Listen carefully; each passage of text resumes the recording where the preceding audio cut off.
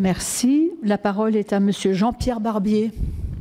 Oui, merci Madame la Présidente. Alors, il est très difficile de s'exprimer en 2 minutes sur un sujet aussi compliqué et vous excuserez mon propos qui aurait pu être peut-être plus nuancé. Pour ma part, je me suis arrêté à l'article 1er et aux 3 mots « suicide médicalement assisté ». Pour moi, le suicide est une décision individuelle, qu'il soit assisté ou non, bien évidemment.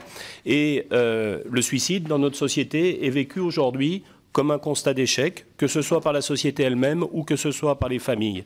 Pourquoi en serait-il autrement quand il s'agit d'une personne en fin de vie ou qu'il s'agisse d'une personne qui demande une assistance? Le suicide est toujours un constat d'échec. Le deuxième mot, c'est médicalement. Le médecin est là pour soigner, guérir, soulager. Il n'est pas là pour donner la mort. Et puis enfin, le troisième mot, assister.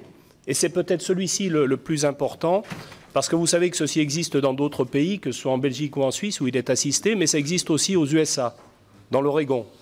Et dans l'Oregon, le suicide n'est pas assisté. C'est-à-dire que la personne va chercher la drogue qui va lui permettre de passer à l'acte, et on s'aperçoit que dans ce cas-là, 50% des gens n'en vont pas au bout. Donc le fait d'assister quelqu'un dans un suicide, eh bien, pose la question du libre arbitre, et fait en sorte qu'on doit vraiment se poser cette question en disant la personne ira jusqu'au bout, mais peut-être ce ne sera plus sa volonté au bout du compte. Donc vous voyez, pour ces 3 raisons, bien évidemment, je rejetterai cette proposition, aussi parce qu'elle ouvre trop grand la porte, effectivement, vous le dites, à une souffrance psychique.